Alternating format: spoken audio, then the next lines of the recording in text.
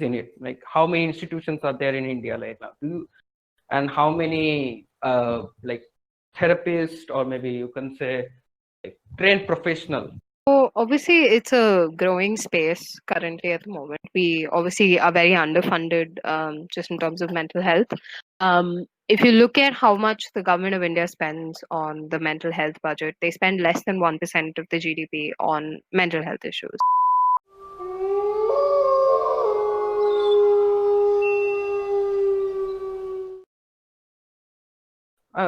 Diving in deep, I want to ask this. Like Sure. first time I'm like visiting a therapist, I take Yeah. an appointment, I go there. Right. So as a profession yourself, so Mm. what the like with the first session, what do you actually do? Can you give us, I mean, are you even allowed to say all this? I don't know. um, I can tell you. I mean, I can't obviously tell you on a case. So it's all case by case, right? So everybody has a different issue that they're dealing with, etc., etc. And a lot of those things are classified. But what I can tell you is that the first session is usually just to understand like what the patient is and the patient's history. So usually it's trying to understand where they're coming from, what are some of the patterns that they go through on a regular basis. These are things that a therapist would be able to pick up in the first session itself. And then the next few sessions would be to educate you on what your patterns are and what are the disruptive patterns that you are following, and to undo them systematically in a way that works for you at least. So that's what the first session is usually for. It's to identify the patterns, and then that sets the path for the therapy that follows. So one thing I just remembered, the thing is, how shall I put it? You know, I watch a lot of movies, right? So I'm a huge nerd. So the Yeah, big right. thing I see in these movies is people who have like this mental problems or mental disorders. There's most of the cases they show that it's due to some trauma, maybe some childhood trauma, maybe some accident, or yeah, army, the soldiers, they have PTSD and stuff. So Right. my question to you is this: is it just only these cases, like only through these few cases do you can get mental disorder, or even like doing day-to-day life? uh, Thinking about it, I have one more questions, like this is very silly, Sure, but sure, sure. Go ahead. Go ahead. I'm here to uh, clarify any doubts you have. Yeah. so the thing I think is like the heartbreaks, relationship stuff. Right, So right. when people are suffering from heartbreaks, do you really think that it actually affects their mental health that severe, or it is just what I usually think is that, oh, drama and get over it? Right. And coming to that other part is that what are the daily day-to-day like things we do in our daily lives that may cause some problem? Right. Um, by the way, if it feels like a breakup is like the end of the world, that's really normal because it really does feel that intense for a lot of people. Um, and there are a lot of life events that actually have that effect on people. So, for instance, like losing a job, losing a parent, all these feelings are intense, and they're intense for different reasons, right? Like for some people, like you said, a breakup could feel like that.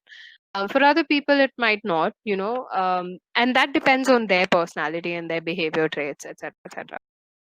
And those feelings are valid and they're very intense for certain people, and they can alter your mental patterns. They can have an effect on your daily functioning.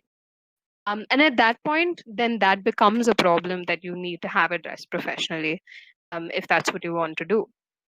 Um, but yeah, like it's very valid for you to have like life events, life altering events, change your mental health behavior forever. And because for a lot of people, these are setbacks, right? Like losing a job is a setback for a lot of people. It takes an immense amount of time to get to recover from it and to, have the confidence to go back into the workplace.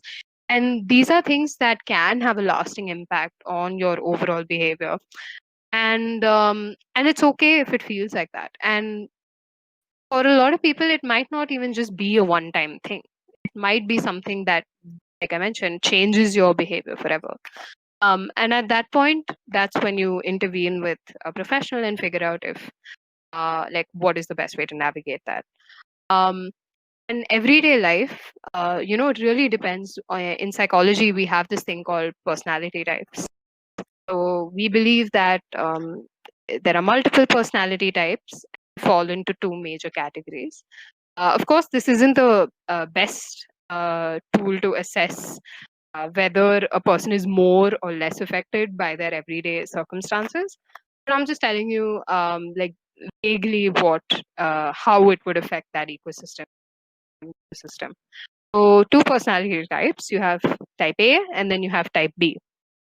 The people who are type A are known to be slightly more neurotic. They're more sensitive, etc., etc.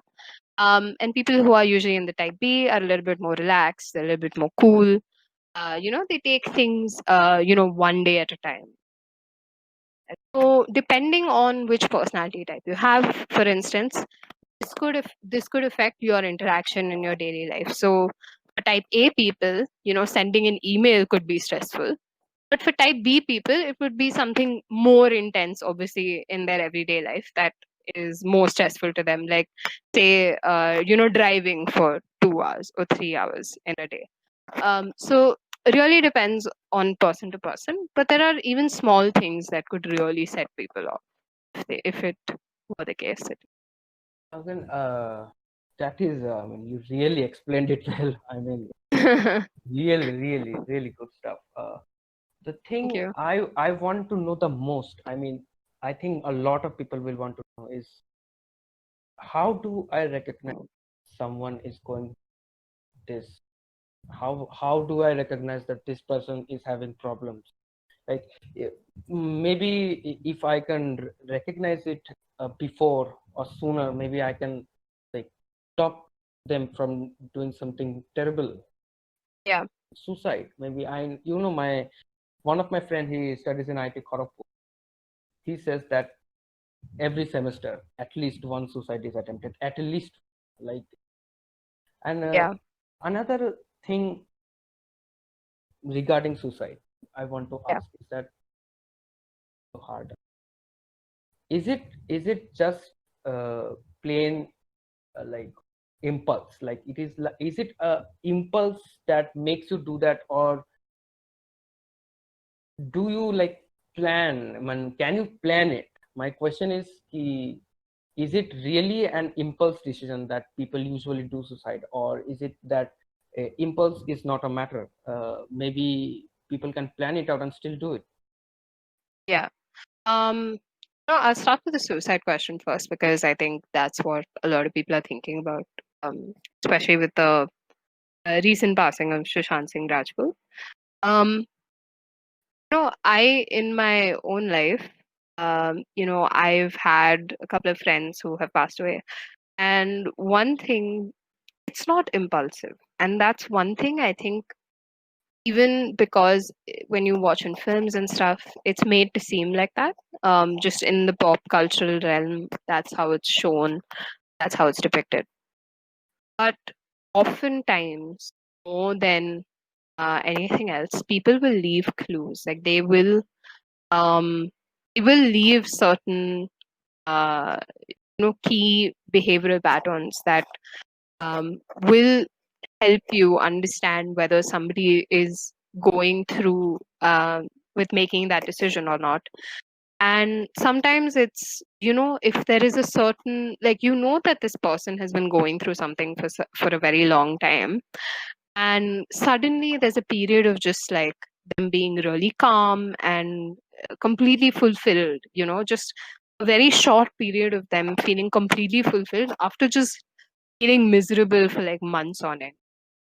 Sometimes that's an indicator of whether a person has made up their mind about this, because now they're like sure that they're definitely going to go through with it, that they have made up their mind about it and they have nothing to fear. So that could be an indicator. That could be one very big key indicator. The other thing is also just somebody, um, more often than not, who is thinking about this will tell you that they are thinking about it. They'll say, or they'll have like, very what we call thoughts about, wanting to hurt themselves, or very negative thoughts.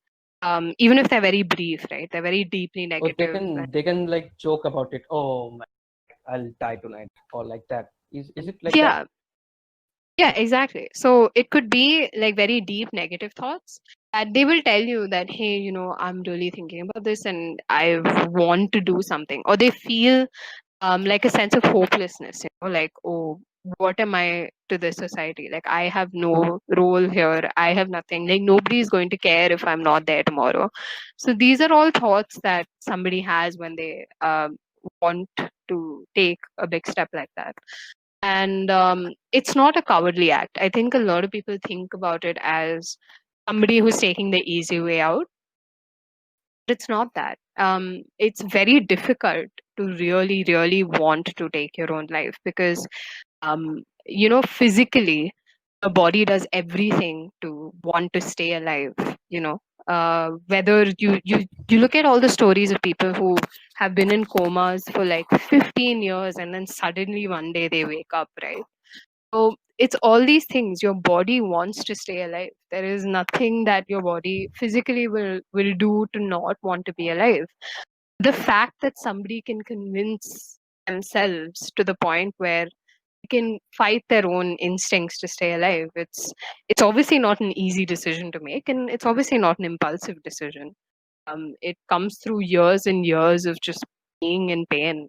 And that's the unfortunate truth, is that a lot of people look at it as a easy way out, but it's really not. It's deep angst that somebody has faced for all these years that they've decided to make that decision. So what I was saying, like, yes, people think that, literally think. I think these people literally think that it is the end of the world. And side note, I want to say this: by these people, I don't want to marginalize them. I'm just saying that Right. like this category of people, the thing is, what I feel is like I mean, they really have to feel like it's the end of the world, right? I mean, Yeah. going against every cell of your body to take your Yeah. life. I mean, Yeah. you really said it good. Like, it really takes guts. It's not an act of cowardice. What people used Yeah. to say, people say, not used to. That's the sad truth. Yeah. I mean, it's I think it's difficult. I would say, and this is just me as a psychologist. I always find a way to sort of rationalize every thought. But I understand where some of those people are coming from, because when you're not in that space, it's difficult for you to sympathize with it, right? And that's why a lot of people tend to marginalize people who have mental illnesses, or are going through some of these things, because they don't understand it themselves. And um, and when you don't understand something, it's easier to sort of dismiss it and make fun of it, because that's a better idea than wanting to understand it. But I think we've come to the stage where we can't do that anymore. We have to take this more seriously than we ever have, especially now, because everyone is so far away from each other. And one thing that a lot of therapists will always say is that human interaction has the power of healing, especially if you, for like 4 days, have not interacted with somebody. Just seeing like another person can just give you so much happiness. It doesn't even have to be somebody, it's just seeing a person can give you so much happiness. And that potential is now getting lost because we're all indoors, we're all at home, we're all within the same four walls all the time. And it's just going to get more difficult to navigate through this crisis, especially right now, because um, and I think now is the time we start talking about it and take it more seriously than we ever have. We should. I mean, maybe there could be a way to do online therapy. I mean, maybe make it more accessible like that. Yeah, and there are a lot of NGOs that are doing that, that I know of at least, that are offering, like even simple chat services, right? Somebody could just talk to another person and just like talk about their day, because isolation right now is just, it's a huge Hookups. burden. You could Yeah, say a hooker. Yeah, it is. absolutely. It's I myself sometimes feel that way. But I have friend group that I can always rely on. So similarly, there are for people who don't have that, they have who want to talk to complete strangers about issues that are going on. Because sometimes if you talk to a friend, it's they have their own judgments, they come with their own preconceived notions. So it's easier to talk to a stranger, which is why a lot of people go to therapists as well, is because it's easier. They're not part of your everyday life. They are an outside person, can't pass a direct judgment on you. And there are certain companies that are doing that, certain NGOs that are now actively taking a role to make sure that that you can help as much as possible. There are suicide hotlines in case you want to call and talk to somebody. Um, the efficacy of that is a whole different issue, because I have my own qualms about it, especially because I've tried to call them once just as part of an experiment to see if they pick up, and that's a whole issue altogether. But there are certain hotlines that do work, especially that belong to NGOs and stuff like that. So all these resources are available, and I think we should be more responsible people, and whether it's through social media or using your own platforms, spread these resources, because you never know that somewhere somehow it might come helpful to somebody. You know. My final question to you is like this, and I'm telling you, this will be very, very, very dumb, but uh, No, no, there are no what stupid questions. Don't worry. the main thing what I'm seeing right now is like the depression, the general like age for depression or suicidal tendencies. I see a lot of people who are in the age group between like say 15 or 16 to 24, 25. I might be wrong, but I feel that a lot of young people are committing suicide. Is it just paranoia that I'm feeling, or is it truly think that actually our youth in India are actually getting affected mentally? So the world we live in today is very different from the world that our parents lived in. Um, and that's part of the reason why I wouldn't exactly call it paranoia. There's a lot of pressure that our parents never faced.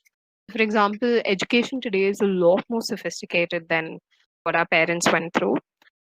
And these are things that can add a lot of significant pressure to a person, especially because if you're the only child, there is additional pressure to want to, care for your parents and things like that. And these are all valid pressures. That's apart from the fact that there's an excessive pressure to be, social and have to know all these different cultural references, if you want to be accepted into different friend groups and all of that. It's not simple. Trying to classify people who are going through certain issues as paranoia is very reductive, in my opinion. It's not um it's not just certain circumstances that make people anxious. It can also be um their own um their own genealogy. Like if in your own family you have a history of anxious people, like if you know your mom is an anxious person, your grandmother is an anxious person, you grow up around that behavior, and then there's a tendency for you to also pick up on that.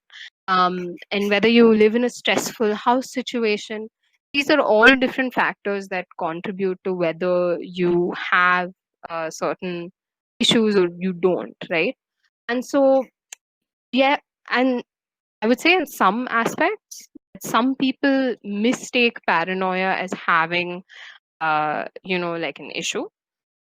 Which is why you need to go back to what I talked about in the first place, is that if it's a systematic thing, if it's affecting your quality of life and it's affecting the way that you function as an individual, then it's a problem. But if it's a one-off thing, it's not a problem. It's a natural reaction. And I think people today, and this is a good thing, is that people are more in touch with what they're feeling. I know for a fact that in my own family, my father is somebody who he never expresses things. He will always bottle it up and he will just keep it to himself. He is not a very open person. He doesn't like to communicate his feelings and things like that. And that can be a problem because these feelings build up and it can cause its own disruptions in your life, right? But I like the fact that people are more aware of like what's happening to them, because then it's easier for you to deal with it and deal with it in a healthy manner, not in an unhealthy manner. Which is why a lot of people take to drugs and other deviant behaviors, because that happens as a result of not being able to process what you're feeling. Um, it's good in a way that if you feel like something is happening out of the ordinary, it's a good thing that you are in touch with your feelings, and everybody should be in touch with their feelings. Um, yeah, I don't believe that kids today are more paranoid, but I feel like they're more aware of what they're feeling. But thing guys, do you think like is it because they are so easily persuaded or swayed or Mm, very immature, you could say, mm, mentally, mm, that mm. they are really affected so badly than you could say no adults? Mm, I would say that it's easier to convince a person who is younger to perform deviant behaviors, because that's when you're shaping life ideals, right? So that's the phase that therapists would call the molding phase. It's the phase where what is happening in your life shapes your values and morals as a person. When you're younger, it's easier to convince somebody to do terrible things, right? Which is why juvenile crimes happen, because it's easier to convince a minor that to do this thing because they don't know any better. Versus as an adult, you have you've exited the molding phase, so now you have a set ideals, you have your set morals, exactly what your values are, etc., etc. So it would be harder to convince you to do certain behaviors that you don't find acceptable. Um, but the difference here is that if you are somebody who is, that again falls back to personality. If you are somebody who is too afraid in a group to stand up for yourself, or you think it's easier to be a little bit more complacent, you're a little bit more likely to want to participate in deviant behaviors to fit in with a crowd, despite being an adult or a child, right? But it all boils down to what happens in that crucial like molding phase. If you are somebody who is molded to believe that in order to fit in you have to do what the group is doing, that's what you'll always end up doing. And that's what, as a therapist, you would try to address, and you would say, hey, in your childhood you were part of this group that convinced you to do everything, and now you are convinced by everything that a partner tells you to do, that your parents tell you to do, and you don't have that strength to stand up for yourself. Things that can be addressed at a later stage as an adult. But yeah, as a child it's easier to of course mold that behavior. I would say less so as an adult, but that doesn't mean that it can't happen at the adult stage as well. Man, you're a really good shrink, are you? You're really good. I mean, those who are watching, please contact her, man. She could cure Absolutely, yeah. anything. I swear. Yeah. So before ending this, I just want you to give some tips to our audiences, like what to do, what things they can do, like basic tips if you want to. Sure.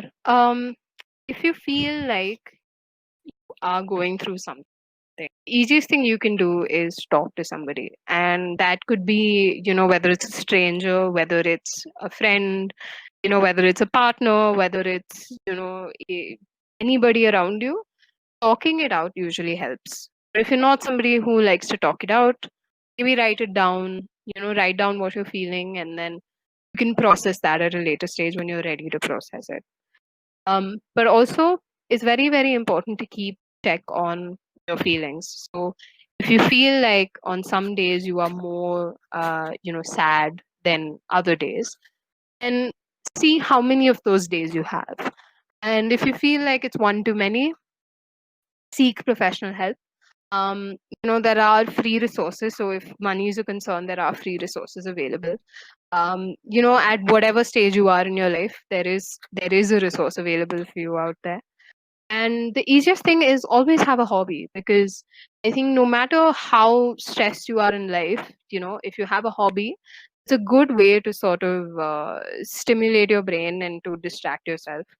It can be whatever you want it to be. It doesn't have to be like, reading or writing or, music or whatever. Even if it's like knitting, that could be like the most boring thing to you in the universe.